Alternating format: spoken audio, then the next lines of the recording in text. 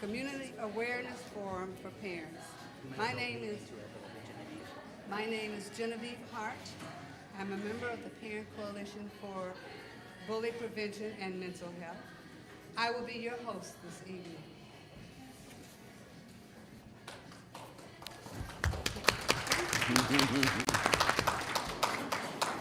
Elkhart Community Schools Parent Coalition for Bully Prevention and Mental Health was formed under the auspices of Elkhart Community Schools Assistant Superintendent Lindsay Brander. Our group was established in June of 2022 in response to increased bullying behaviors and mental concerns within our local schools and communities. The initiation of this coalition began in March of 2022 in response to the suicide of a 12-year-old Northside Middle School student, Rio Allred. We have since grown and formed as a community collective to pursue our mission. Our parent coalition is a diverse network of parents, caregivers, and community members. We are from diverse backgrounds, and we fiercely believe in our mission of ensuring child safety, well-being, and learning. I would like to introduce to you the members of our parent coalition, and I wish for each one of them to stand when I say their names. Assistant Superintendent Lindsay Brander. Thank you, Lindsay. Aaron Ball. Brianna Crane. Myra Kors. Gabriella Madrigal. Okay. Lena Moore. Rachel Van Alstein. And Jesse Yost. And then, of course, Alex Bicknell, our supporter and consultant. Members not able to attend this evening are Alexandria Hunt and Jason Moreno. The Fix-It basket, that's the little black basket at your table, is an important element for this evening because finding solutions is the ultimate goal. If you have not contributed to the basket, please do so as this program continues. The large heart on the tables, which say "Be kind," is symbolic of how we wish for all stakeholders in our community to strive toward. Underneath the large heart is our survey. Please fill it out and leave it on the table at the end of this program. Your feedback is important to us in helping to shape and provide future programs and activities for this community. Now, you've seen on the screens here that we're here, and I've also mentioned what's important to the Parent Coalition. So now it's your turn to express who or what is important to you. I would like for you to introduce yourselves to each other at your table, give your name, and retrieve a picture. Did it go back? And retrieve a picture from your cell phone that you can share of something of who or what is important to you in 1 or 2 sentences. You should see on your table a 3x5 card like this with a heart on it.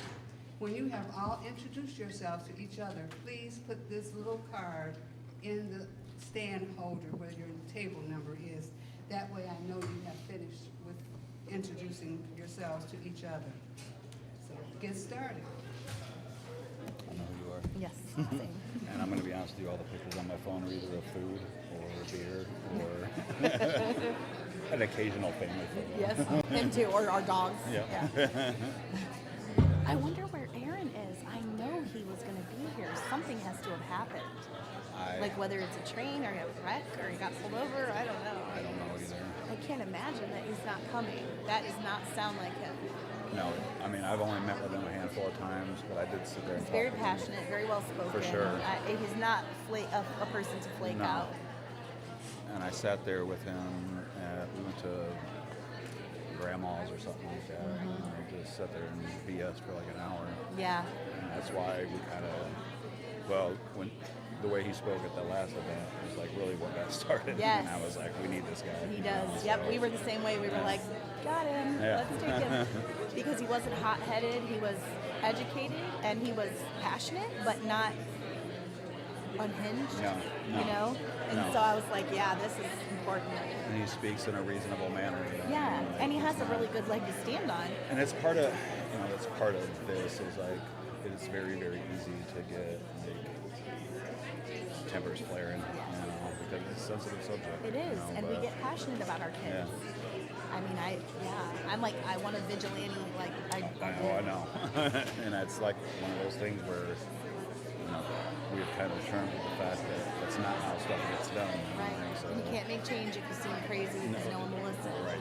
And that's, I mean, that's like, even with for Nikki, like she's not going to go, she knows that she goes into school, even when this was going on with Rio, hooting and hollering and ranting and raving, and she would just be viewed as a crazy mom and dismissed. Yep. So she went through the 100%. channels of what she thought she was supposed to do. And it wasn't fast. It was- They didn't act like they should have. They should have been much more swift and severe with what they did. And it still continues. Like it's, Yeah. We just got a message just now. My kids all just showed me a message at Concord High School this afternoon. There was a fight. 4 kids were arrested. Multiple staff members were hurt because the kids started swinging on staff members.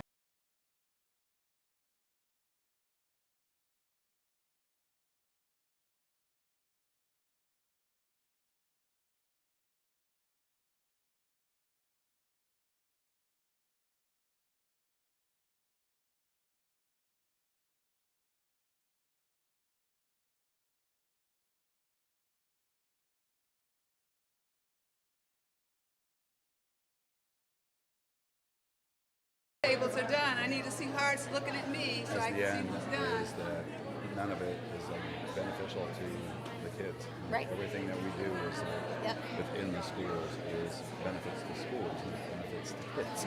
Like so. Yes. And for the teachers and staff, I don't hardly blame them. You know, like They're so overwhelmed. it's a big ask like that. Let them ask them to do the things that they have to do.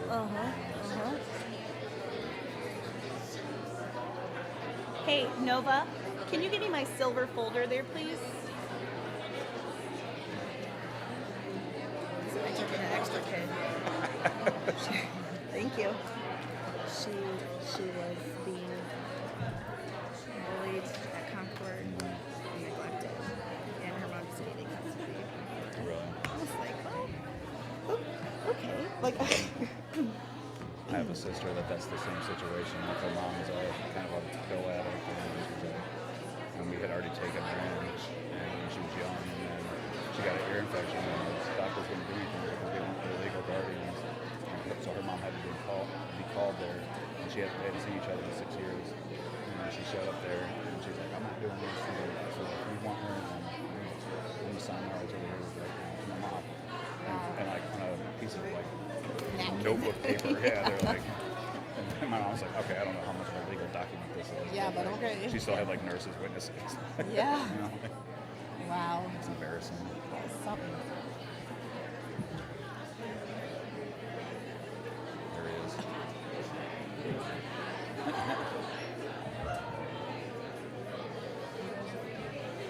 Hey, Yeah, we found it. Nova, will you video when we're speaking?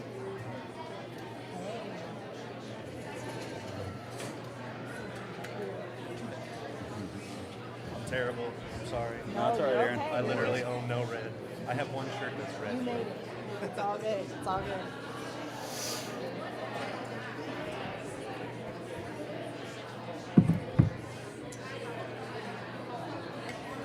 Oh my gosh, Concord school board members are here. I see a lot of school district representatives. Yep. The Bago superintendent's here. It is. Good.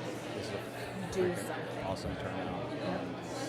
Great. It's much bigger than the last one. Yeah, and definitely bigger than the first one. The first one we had like, including us, Yeah. 13 people. Really? Oh look. Now what's Made after me- this? Made me so mad. I don't know. A break.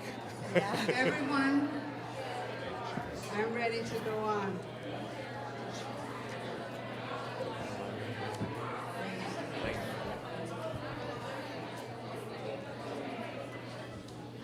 Just as what you have told your neighbors at your table individually about who or what is important to you, we will together collectively this evening involve ourselves in what is important to all of us. The purpose of this meeting is for you to interactively communicate and begin to network to discuss bullying behavior, mental health concerns, and child safety. We want all of you right now to roll up your sleeves and get ready to get busy. This next section is about exploring answers to tough questions parents have about bully behaviors and mental health, and digging deeper into these issues. I would like to introduce to you our moderator, Arvis Dawson, who will conduct the parent panel discussion, the roundtable discussion, and the resolutions portion of the program. Mr. Dawson served for 31 years as an educator for Elkhart Community Schools as a health and physical education teacher. He presently is a group mentor for young men in one of the middle schools and at the high school. He is chairman of the board for the Indiana Minority Health Coalition and serves as the chairperson for the Elkhart County Minority Health Coalition. Mr. Dawson is also co-chairperson of Elkhart County Vibrant Communities.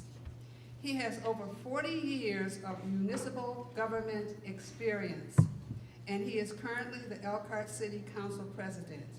I present to you Arvis Dawson.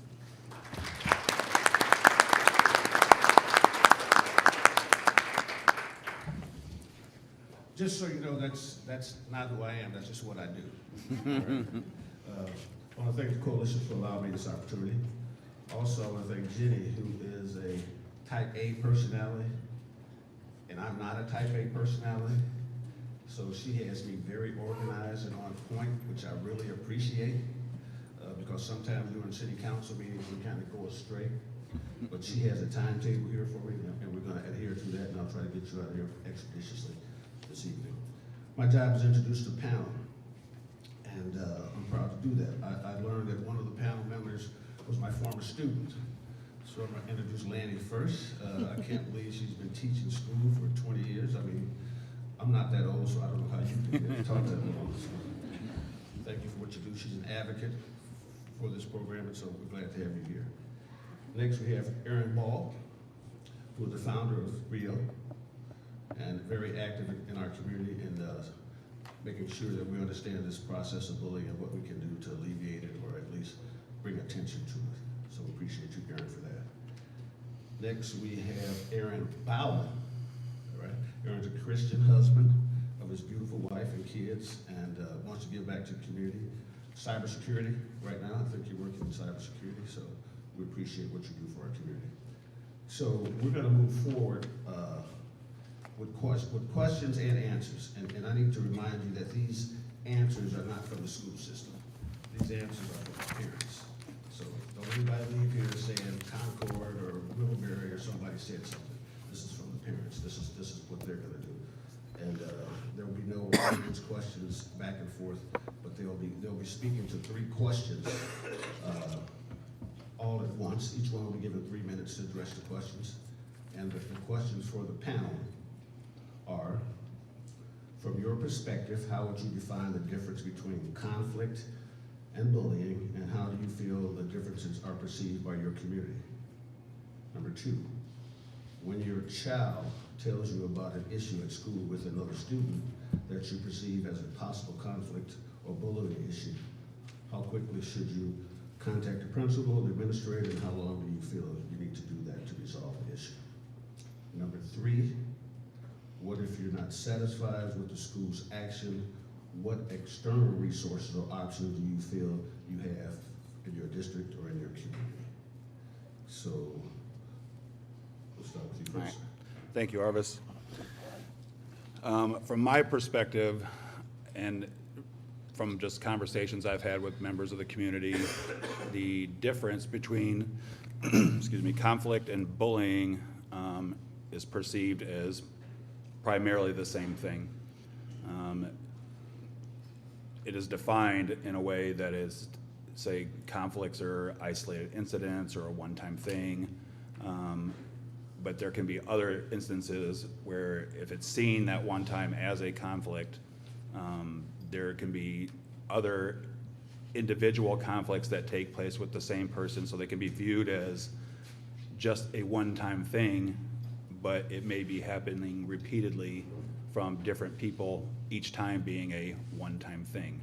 When it comes to our kids, we don't blur the lines between conflict and bullying. If your child comes home crying, angry, upset, defining it is not something that immediately goes into any parent's mind, and they want results. Nobody wants to see their kids hurting.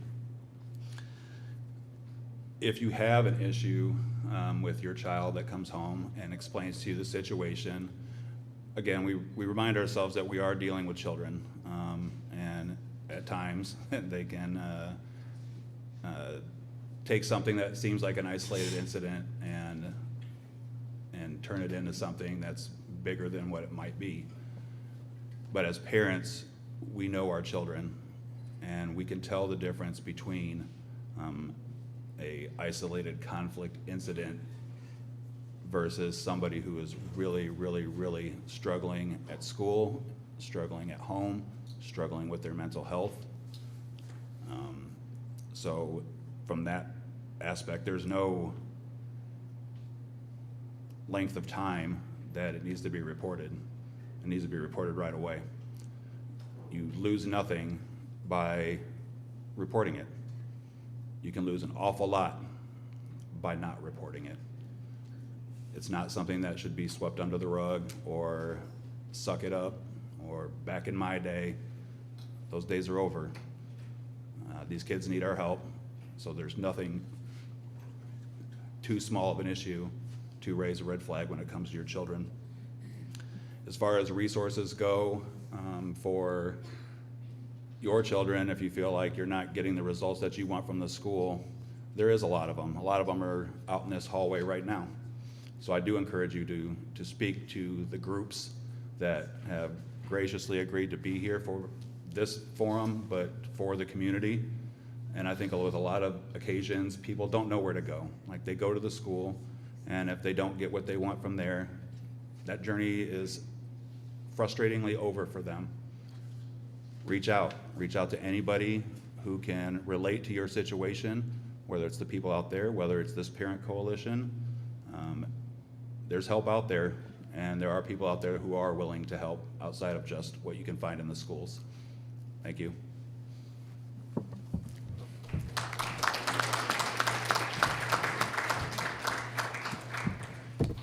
Okay, as far as the first question, the difference between bullying and conflict, I think if you're looking for a definition, conflict would be a disagreement where both sides have equal power but different views. If someone becomes hurt, they want to resolve it. You'll know that's just conflict that way. But bullying has no desire to resolve any issue. Bullying is unwanted, aggressive behavior that involves a real or perceived imbalance of power, not just in physical strength, but also in popularity and social status, sometimes just in the number of people that are involved. So there are several types of bullying. There's physical bullying, where it hurts a person's physical body or their possessions, so it includes spitting on someone or making hand gestures. Verbal bullying, which would be threats, teasing, inappropriate sexual comments, are also bullying. So if you've, as a parent, have wondered, is this bullying? It is. As well as, obviously, if anyone puts their hands on your child. Social bullying, such as leaving people out intentionally or spreading embarrassing rumors. Social bullying, very common. And then last, electronic bullying, which would be collective group notes. They happen by email, cell phone, social media, Sharing photos, very common currently with our adolescent and teenage kids, probably even younger than that. Sharing, unflattering photos and spreading them around or making memes out of them. As far as how long to wait until you contact, I agree with Erin. I think there's not, if you're concerned about your child and you can see your child is upset, it's time to take action. Some people will say that bullying needs to be repeated, but that's actually being heavily debated right now. I know Elkhart has removed the word repeated from their definition of bullying. There's a lot of discussion about that at the national level. I think that's actually a topic they're talking about at the World Bullying Forum in October in North Carolina, because bullying doesn't necessarily have to be repeated to be considered bullying. I happen to know of a precious child who was a friend of my children, who had one photo shared, and that one photo led to a tragedy. And would that not be considered bullying because it was one kid who shared one photo? I feel this definitely would have been bullying. So I wouldn't want there to be a word like repeated that gets in the way of getting action taken for a child. So in my opinion, it does not need to be repeated. But if you think your child's a victim of bullying, you should contact the school as soon as possible. If that can be difficult, so you might notice over here on this table and outside on the Parent Coalition table, I compiled a list of all the different Michiana area schools and their link for how to report bullying. So there's Mishawaka, Middlebury, Concord, Penn. I know at Concord, I'm a teacher there, we have it on every student Chromebook right under student links so every kid has immediate access, but I know not every district is the same. So I've compiled it for every school district around, so hopefully that's helpful. In addition to that, on the back side of this page, it's a suicide prevention resource sheet with some different mental health resources in our community. So feel free to grab one of those if that would be helpful to you. I'll also post the links on the Parent Coalition page after the event. So I would expect a response from a school within 24 hours. I think that's reasonable. If you aren't able to get a response or no action is taken, as a parent personally, I would request a meeting with an administrator with my child present to make sure everyone has heard and make sure that that's taking place. So if you aren't satisfied with the response, personally, I would move up the chain. I would contact whoever I would keep going until I got action. So school resource officer, fine, administrator, teacher, other teachers, anyone who would listen, I would definitely not give up. So if you feel like you're hitting a brick wall, find a new avenue, find a new person to contact because someone is going to help you. You could also contact someone from the Parent Coalition, and if you're concerned about your child's safety, I would absolutely recommend contacting local police because it needs to be uncomfortable for that child. It needs to be uncomfortable for their parents. You need to make sure that the light is shined on what's happening. So I wouldn't be afraid of doing that if you can't get anywhere otherwise. So it's not okay to be assaulted or living in fear at school. So police will take it seriously and help the parents to take it seriously as well. Speaking for the school, I'm here in both roles. So I'm here as a parent, I'm here as a teacher, and I see it in both directions. And I want you to know that I know firsthand how upsetting it can be when someone has harmed your child. And I can tell you from 20 years of experience that the teachers in your school are often just as furious as you are, but we're expected to keep a calm exterior and try to remain neutral and try to handle the situation. But the people at your school care about your kids. The vast majority of people who work at schools are there because they love children and they want to care for kids. So I want you to know sometimes it can get confusing and emotions run high, but I want you to know that they really do, they do care. And I've seen an analogy where they've said that teachers make more minute-to-minute decisions than surgeons. So although a teacher is like one person on 30, or if you're a high school teacher, hundreds of kids, there is that factor of overwhelm, but I guarantee you they do care deeply. But they can't do it alone. And so it does take a village, and we have to do it because no one else is coming to save us. So it takes a village, and that's why we're here. So thank you for being here as a part of the village.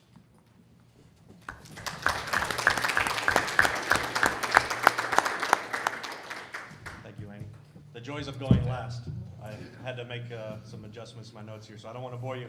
Lainey did a good job of defining conflict and bullying. That's what I was going to do, but again, I don't want to bore you, right? Ultimately, I think it can be conflated, like Aaron alluded to.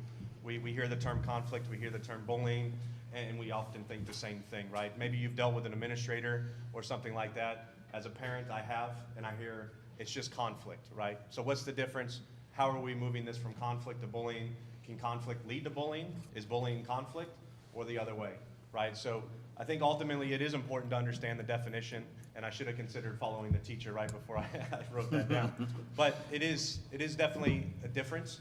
Conflict can be looked at as just a single event that may lead to something, right? That conflict of that photo being shot around the internet and somebody, taking their own life because of that. But bullying is something that is repeated.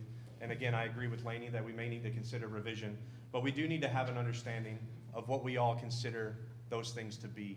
Again, having dealt with administrators at my school district, that's what I was told on several occasions coming up to it, is that it was conflict, it was another conflict, right? So how many conflicts do I need before I have a problem, right?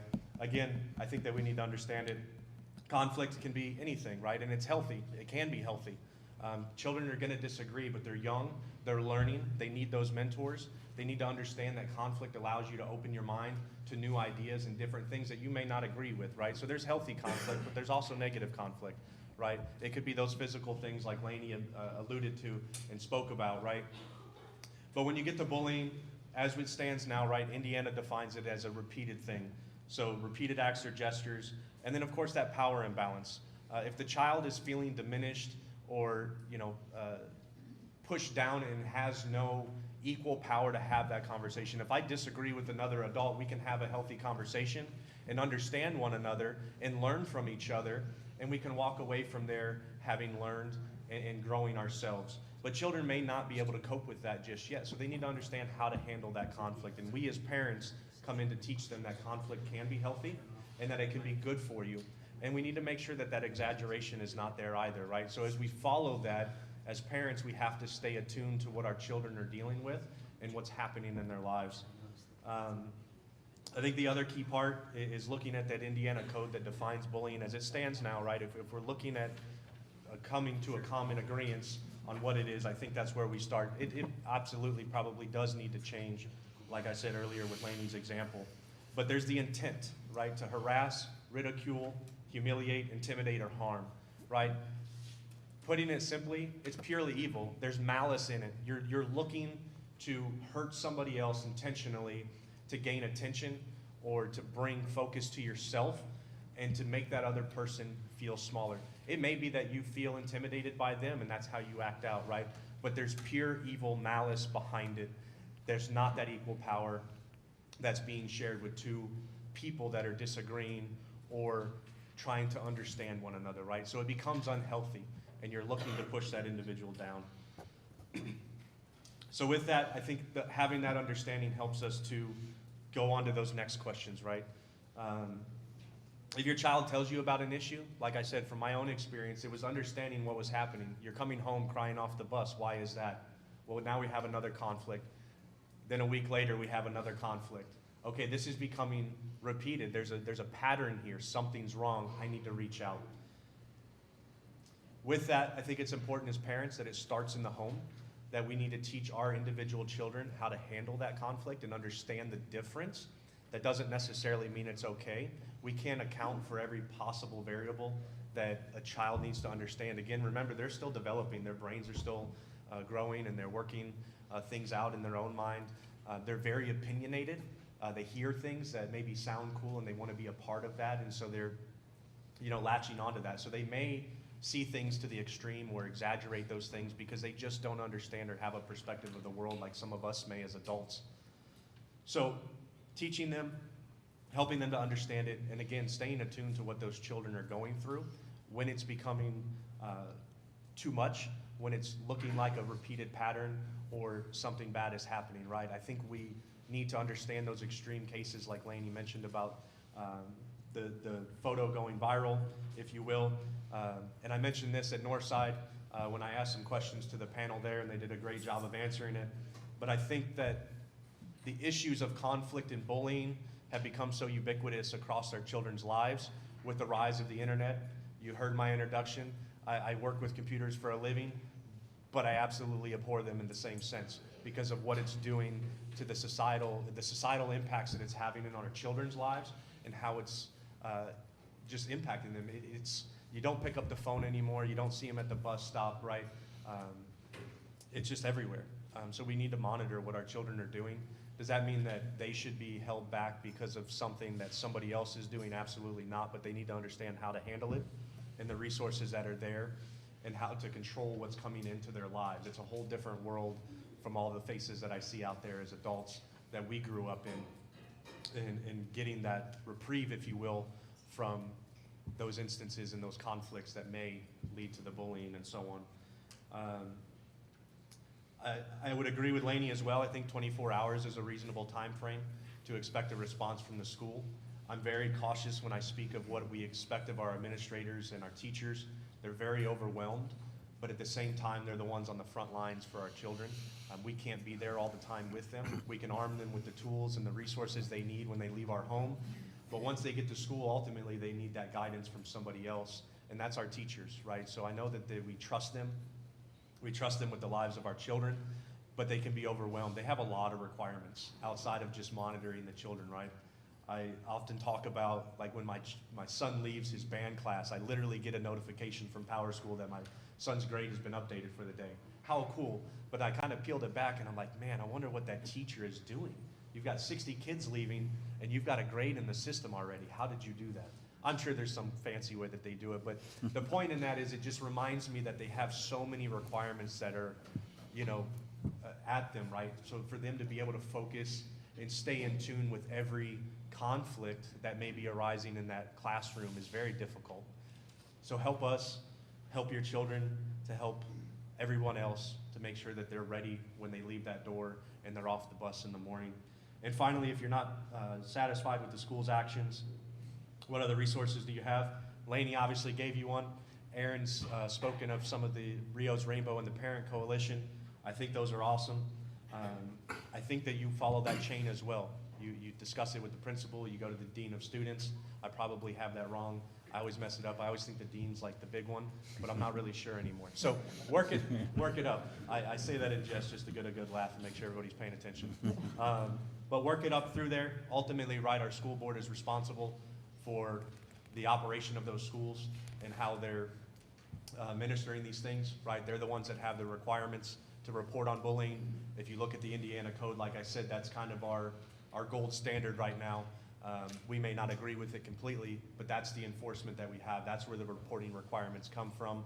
And so if those folks are not doing what you expect them to do, and remember, they're balancing a lot. They're also balancing the other child that's being dealt with. And we may not always agree with it. I think a little more transparency is crucial as well, so we understand what's happening and what's actions are being taken. But ultimately, let's remember it's about resolving it, right? And bullying is different because of that malice behind it. It's not necessarily conflict resolution that can occur, right? You have a child that has probably some sort of underlying issue. I'm not a psychologist, so I'm going to ride the line very cautiously here. But there's probably some sort of underlying issue to where that child is doing that. And the last thing I would leave you with is we all need to realize that our children can be guilty of any of this at any time. They're growing, they're learning, they're not perfect. Even we as adults are guilty of it as well sometimes. So keep that in mind. If you're dealing with other parents, work with them. Understand we have all the resources outside the Center for Community Justice. If you need a mediator, if you need to find a teacher or a principal or somebody to mediate with you, that's even better, right? But if you can't resolve that conflict or find a solution yourselves as adults, then work with that. But I see a lot of adults that are very hands-off with their children. I'm not casting stones. We can all do better. But as adults, we should lead that charge, especially for the health of our children, but to show them that we too have conflict in our lives like we understand, and that we can work with others to resolve it. Thank you.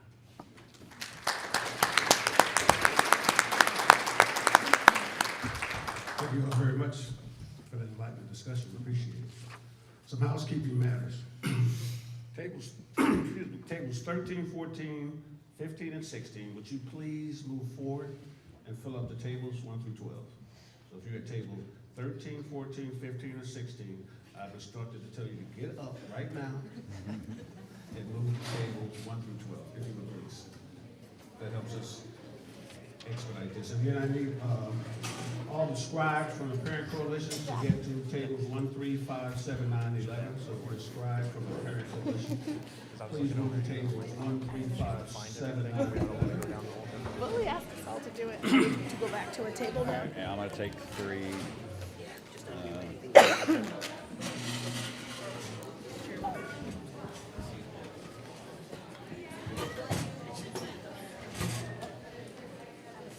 Knock it off the table.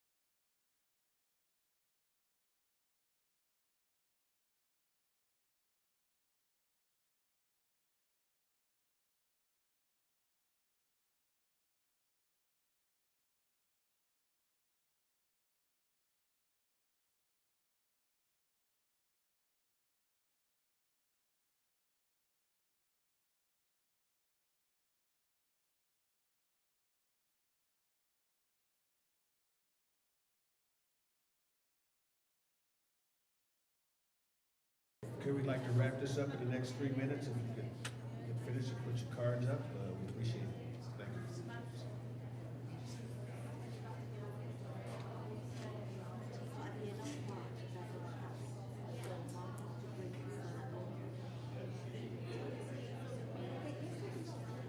Thank you.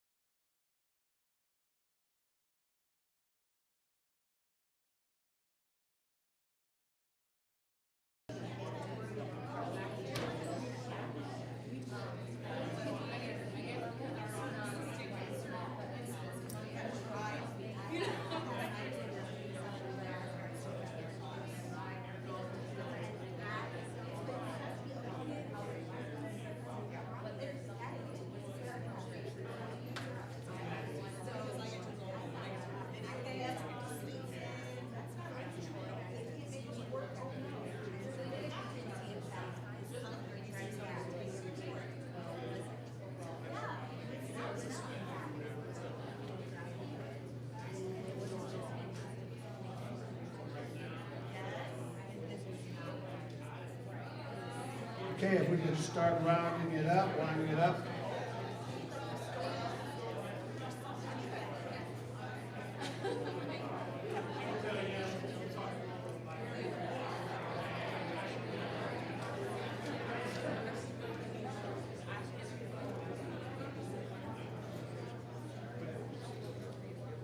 Okay, we're going to start reporting out. We're going to have tables 1 and 2 report out from their question. Everybody looks stunned.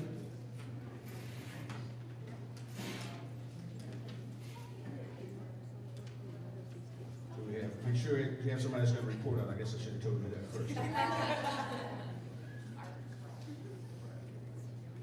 we have a volunteer or a victim? Yeah, just give us, yeah. Yeah, some of your bullet points. You don't have to go through all of them, but yes.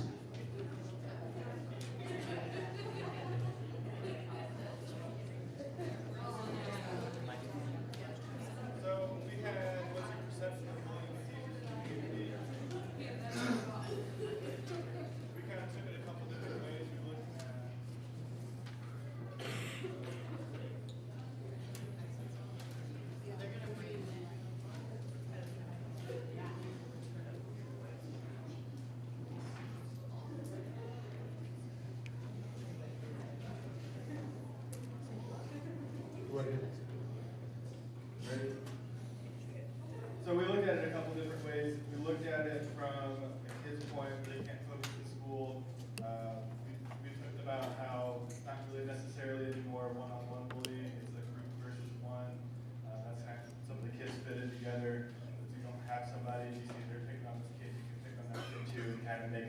friend that way. We talked about the difference with cyberbullying, outbursts of angers, trying to fit in, afraid of what to wear, lack of support systems, embarrassment. Talked about how kids don't have safe places, and so like that can kind of lead to the bullying. So some kids want to come to school as a safe place, they come to school, they get bullied, they don't have the support system at home. So we were just kind of looking at it from that angle.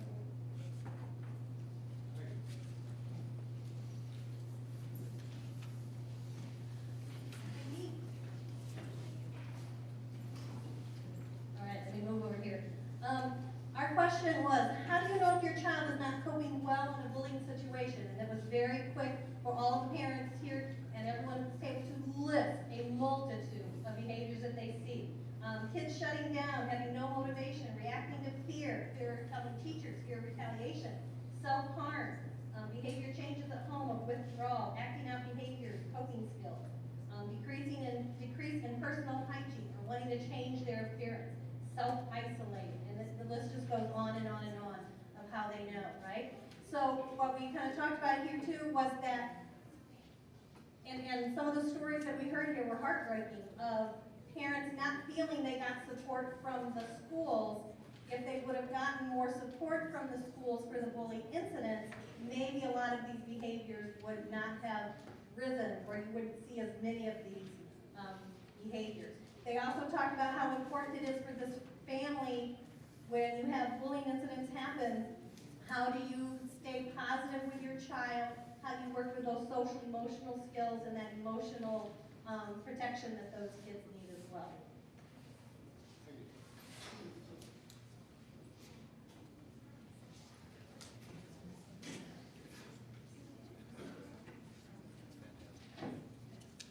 All right, I'm going to try something.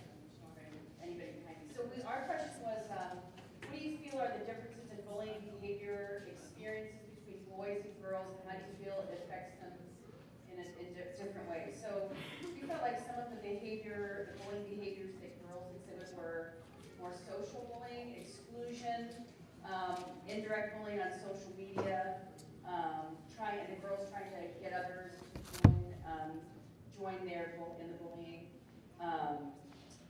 And sometimes the girls, like there was maybe conflicts between girls that was more dramatic, and I don't know, I kind of shudder to say that a little bit because I don't want anyone to think that I'm singling out girls, because I think boys can have drama too.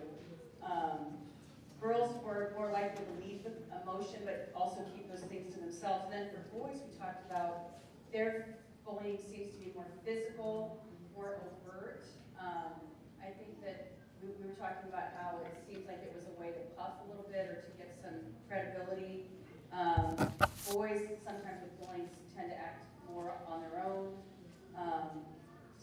And we also talked about how sometimes there are boys that encourage the girls to bully each other. Especially, I think, and this didn't come up, but like in relationships, especially if you've got two girls who are vying for one boy, and he's excited about that and kind of encouraging the girls to bully each other about it. We felt like boys tend to internalize, like if they're really having some serious emotions about bullying, that they tend to keep it to themselves until they reach a point where then it just sort of all comes out. And boys maybe were more likely to accept bullying because they felt like it was even coming from their friends. So that was our group.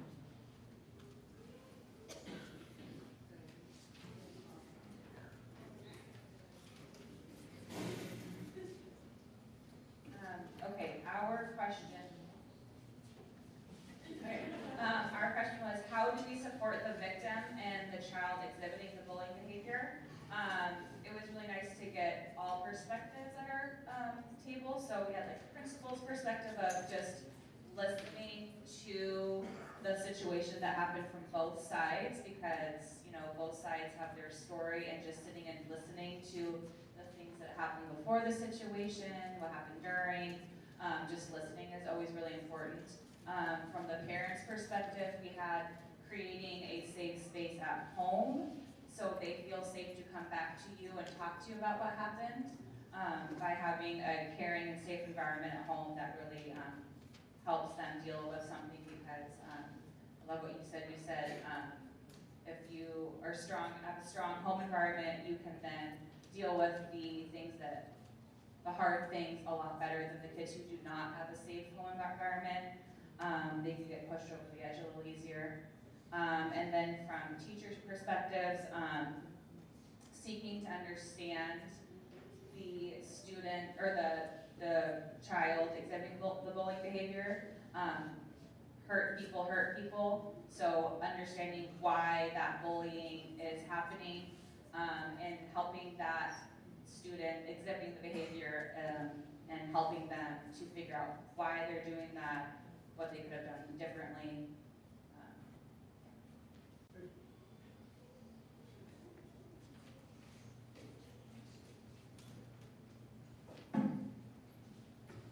Our question was, what can parents do to promote a safe school environment? Start with a conversation at home, get involved at the school PTA, PTO, educate kids in being responsible, ensure children understand accountability, know safe people at school, encourage open communication, have a safe place at home to have the conversations, non-judgmental. Open lines of communication, home and school. Hear your child emotionally. Teach home to communicate. Teach home to communicate and perspective by asking questions. Go deeper. Build trust. Active listening. Parents can then advocate. Advocate their school. Modeling. Be kind as a parent. Also modeling. How do we model conflict to our kids? Put unity into community. Parents talking to the schools, establish relationships, including coaches.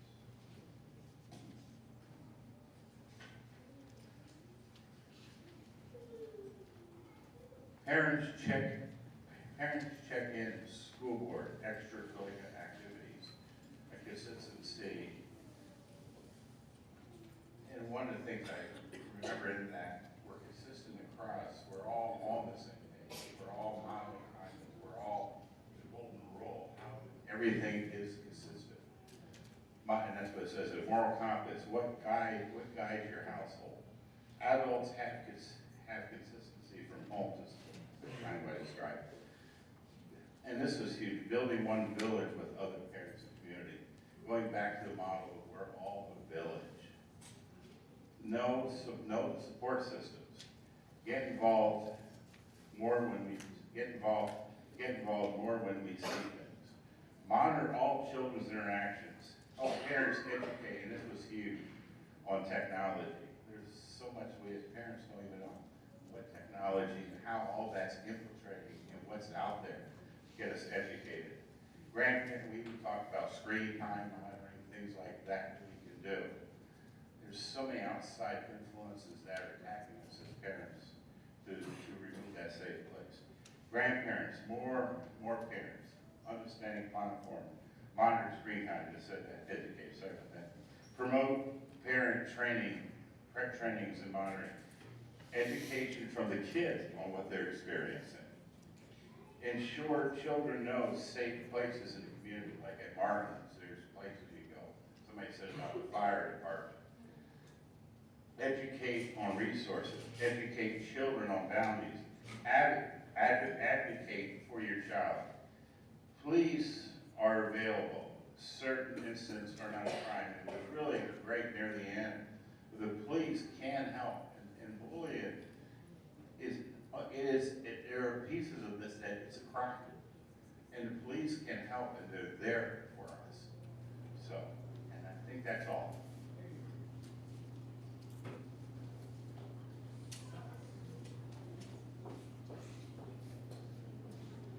So I just want to start by saying I think I have the coolest group for a number of reasons. In this group, we have not only parents, but we've got teachers in public, private, and alternative education. We've got support programs. We've got parents, former and current military. You've really got a really good breadth of people here, and then also community centers and support programs. It's just a really robust conversation, which I really enjoyed. Our question was, do you feel experiencing bullying behavior or participating in bullying behavior as a child leads to other problems as an adult, and so in what way? And as a group, I think collectively the answer was yes. That was kind of the low-hanging fruit. But the conversation I think was really important here because we were able to identify some really basic things to see and kind of understand the root causes behind them. So a lot of the things that you might experience as a kid, yes, it can absolutely affect us as adults. And we talked about trauma responses and PTSD and the difficulty that comes with conflict resolution later on in life, but then also how that really affects your life in a few different areas. We talked about how some who have either been bullies or experienced bullying have difficulty holding jobs, maintaining relationships, choosing partners, choosing career paths, maintaining a stable environment at home, and how this can become a generational issue. And looking at the behaviors as the root cause behind that. We've also seen that this is very heavily social, and it's becoming more and more rampant, especially as technology has already been named a couple times. Oftentimes parents, and I'm speaking not as a parent, so I'm trying to be a voice for everybody in the room in a way that I think you can agree with, but parents often don't know what their kids are getting involved in online, either through any kind of app or texting or email or whatever it happens to be, and how difficult it is to stop when you don't know that it's happening in the first place. We also talked about how difficult it's becoming to get kids to be forthcoming when they are being bullied, because it almost seems like they can be bullied, and then when they tell somebody like they're supposed to, they get bullied for telling someone. And those behaviors also carry on as an adult. The phrase was used, kids are suffering in silence, and that's a really difficult thing to stomach. But when kids don't have an alternative resource or someone to lean on, somebody to listen to the issues that they have, that can also carry on later in life. And unfortunately, that means that they probably aren't learning the skills to open those channels of communication with their families or with their kids later on as well. I think that kind of sums it up. And that's why my group was the best. Thank you. Give yourself a round of applause.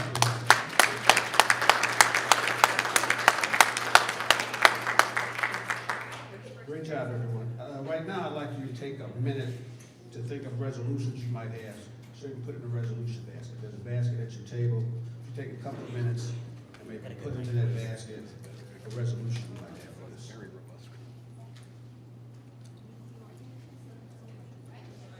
Put the resolution in your basket, maybe discuss it at your table and ask somebody to report out what your resolution is. So you put your resolutions in the basket, pick out one, discuss it, and then we'll ask somebody to report out on it. Thank you. Take a couple of minutes to do that.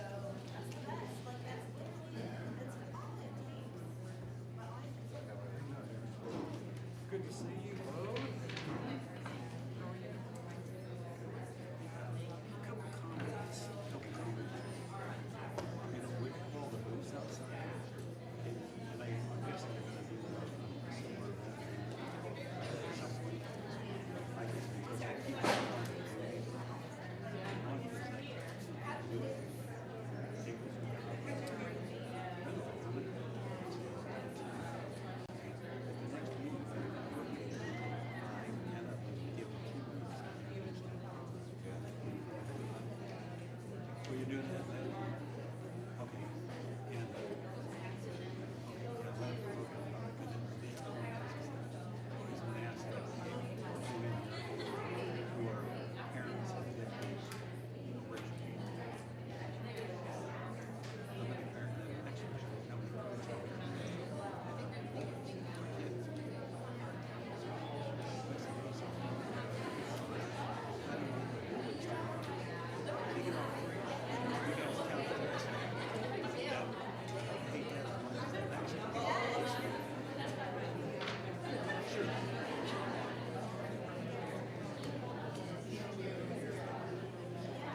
oh, sure. Okay.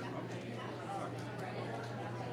Yeah, you gotta walk this way. Okay, so.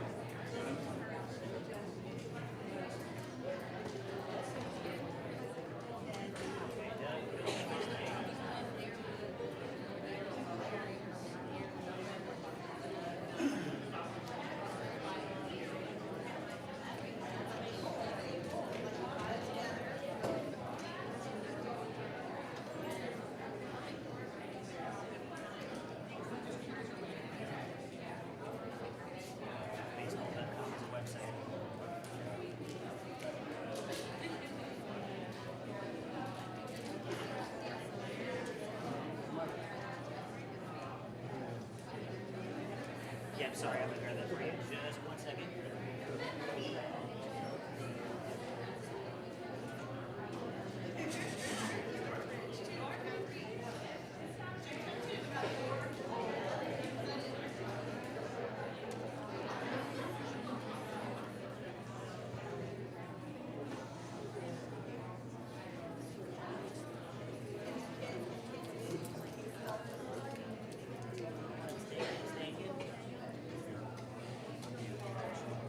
Okay, we want to get started with the resolutions.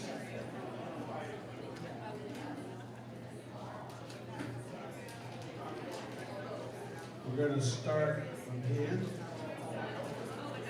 Table number 1. 1 and 2.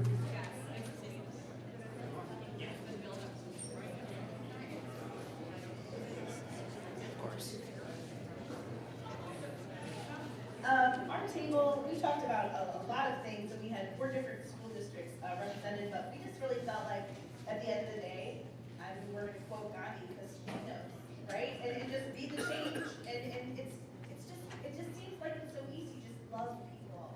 Teach your kids to love people. That's confused about why that's so complicated for all of us. But yeah, we just want to be the change and be the example and try to just lead that way.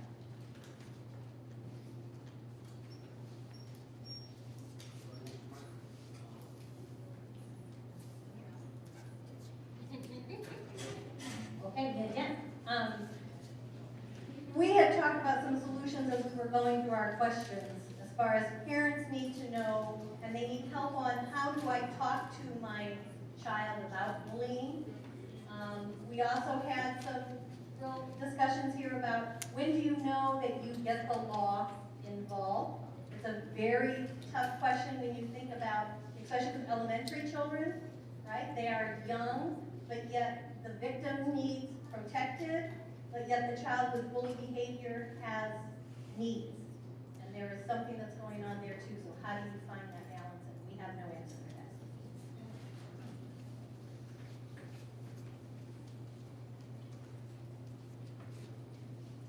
Okay, so we just pulled this one out of the basket, and it's a good one. Know that teachers want to work as a team with you. I think it's a really important to think about. I think, especially with social media and seeing everything that's going on there, it's easy to think that parents are against teachers and vice versa. But as educators, and obviously an educator wrote this, we want the best for the students. We want to work with you as parents. And I'm sure there are many educators in this room, and so that just goes to show you that we are here to help you and to help students, and we just want to work together.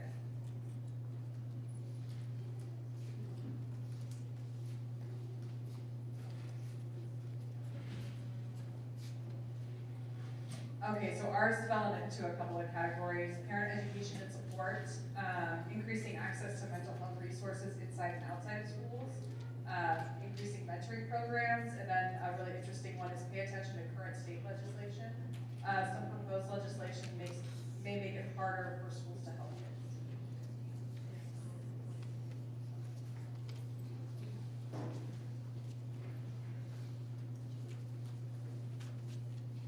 So my group was the best, but I was not the best. I was really bad at listening.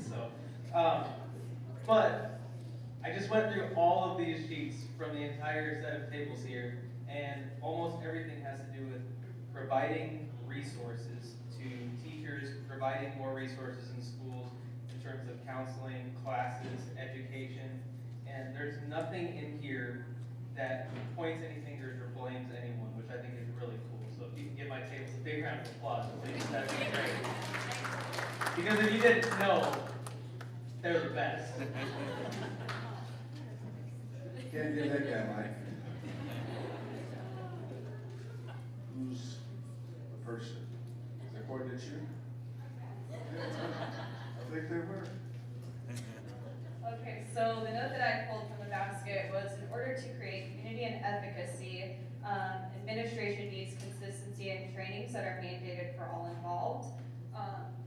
I think even speaking as from kids care, we do a lot of trainings, not even just on bullying and stuff like that, but on mental health, and I think that it really does kind of help us to understand and have a different eye when we're stepping into the programming area, you know, that these kids, their backpacks, they can be heavy, so I think having and ensuring that, you know, staff are trained on that as well is very important, because we are, you know, ever changing and growing as a society, and you know, it's always good to learn, so.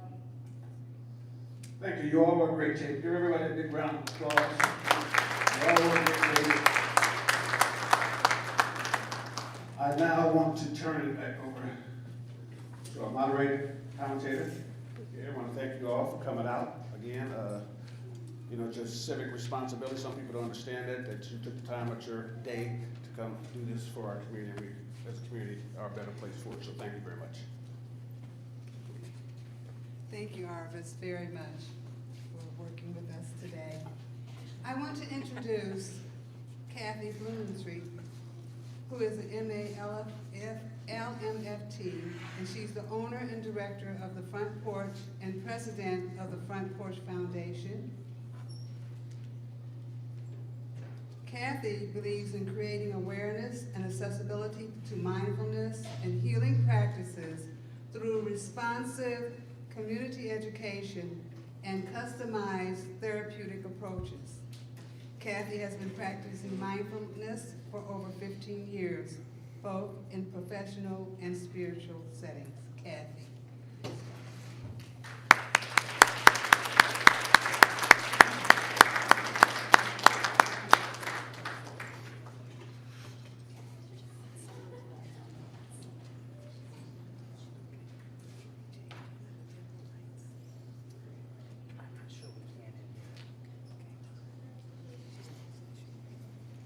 Well, hello, everyone. Usually I have to say other things. Your energy in here is already so good and calm. This is really going to be easy. So thank you for all being so cooperative and loving. People say, why mindfulness? I say it's because it gets us out of autopilot. Can you guess how much we're on autopilot? Too much, you said, right? Yeah, about 90%. Nuts, right? We do a lot, actually, for only being 10% conscious, I think. So mindfulness actually serves as a practice to bridge our brain from our right and our left. Anyone know right and left hemisphere differences? Well, I'm going to cut to the short. The left hemisphere is a great protector. Cuts us off from being human, from having compassion or empathy or relationship. It's really good if we're in a terrible situation. And so mindfulness practice brings our right hemisphere and our left hemisphere, makes us whole-brained, which makes us more relatable, more compassionate, and our true self. And when we're our true self, guess what? We get along better. We're compassionate with ourselves and with my neighbor. We get afraid, then we start looking out of our left hemisphere, and we start to protect us and us only, myself. And so I love practicing mindfulness because that means we're all going to be connected and ourselves and help one another. So if you don't mind, I won't take a very long meditation. Don't worry, I know we're a little over. And your left brain, your logical mind will want to fight it, but that's normal. Just let that happen and it will go. So get comfortable just for a few minutes. Really short. And if you feel led to close your eyes and relax, go ahead. If you think that's overwhelming, just keep them slightly opened. It doesn't matter. Or fully opened. We're going to just take a breath here, an intentional breath.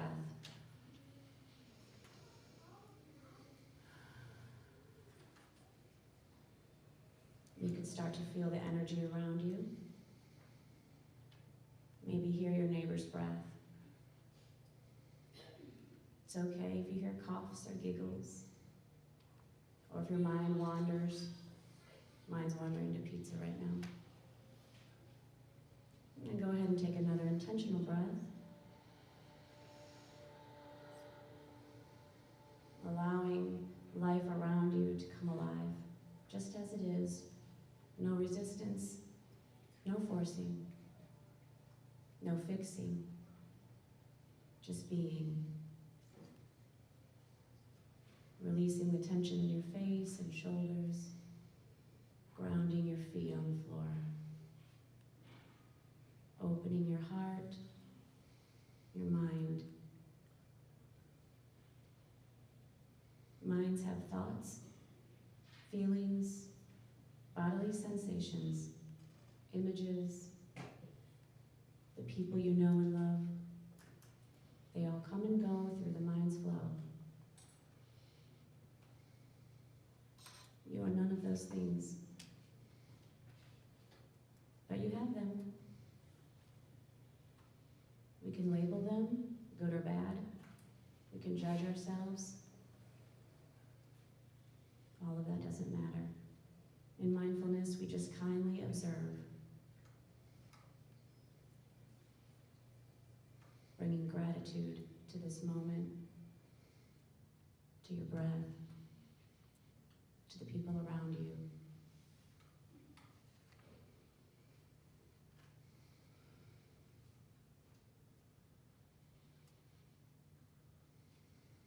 And as we come to an end in our practice, open your heart to something that you want to share with your neighbor and yourself. Pick a word, an intention. Could be love, could be forgiveness, could be community, openness. Whatever you need, whatever feels right. And go ahead and inhale intentionally all the way down into your belly and heart, allowing that to spread. Exhaling out what doesn't belong. And start to wiggle your toes and fingers, bringing your awareness back to the room, slowly opening your eyes.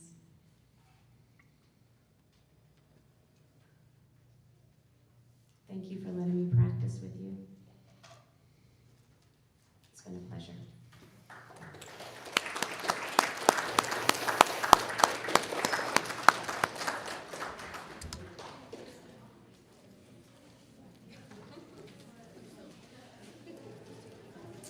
The Parent Coalition's vision is to ensure that children are provided with safe environments to learn and to grow to their full potential. We would like to thank all of you tonight for attending this meeting.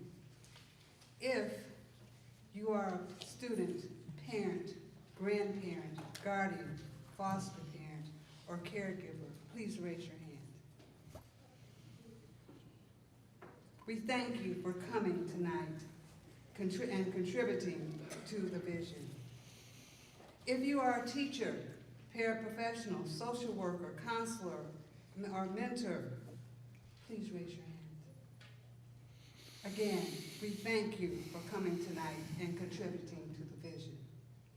If you're a school secretary, bus driver, custodian, or cafeteria personnel, please raise your hand. If you're an administrator or school board member, if you're a community resource provider, please raise your hand. We thank you for coming tonight and contributing to the vision. If you're a police officer, firefighter, EMT, community leader, or community member, please raise your hand.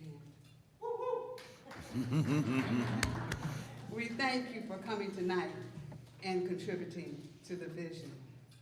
All of us here have raised our hand, and we are quite sure you support mental health, well-being, and learning. Let us from now on stand together for the greater good of our children. This is what it looks like tonight, and this is what it should look like from henceforward. It takes all of us to bond together to make a difference in our children's lives. I would like at this time Assistant Superintendent Lindsay Brander to come forward for a couple of remarks.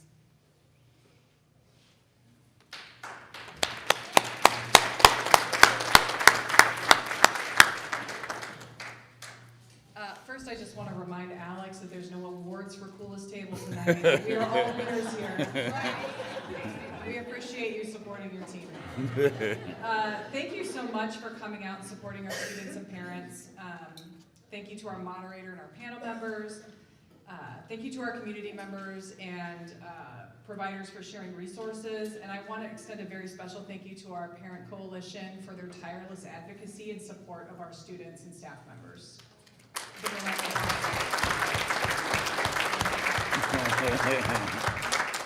There's other people in there. Yeah, okay.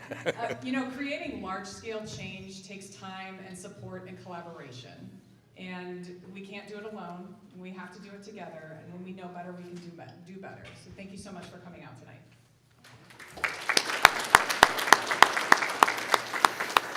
Before leaving, we have a couple more housekeeping things to attend to. Don't forget on your tables are surveys, and if you are probably at the tables back there, you may have to pick up one. I have a few up here. So please fill it out, the survey, because this helps us in our planning, and it helps us to learn more about you and how you feel about bullying behavior and mental health issues. This concludes our official meeting. If you wish to stay and speak to any Parent Coalition members, resource providers, teachers, administrators, or anyone else in a one-to-one relation or informal chat, you may. We have a couple of providers that wish to come to the mic and speak also. So if you wish to stay, you may. If not, you're dismissed. And thank you all.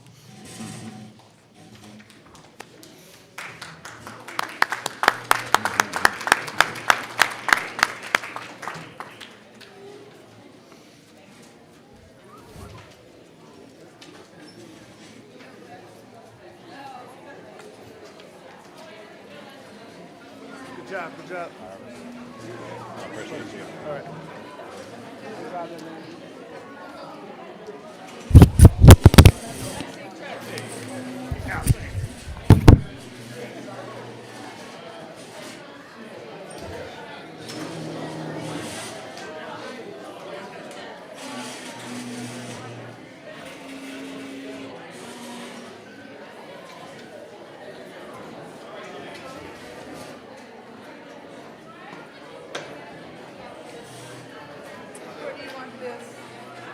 Oh, I'll take it.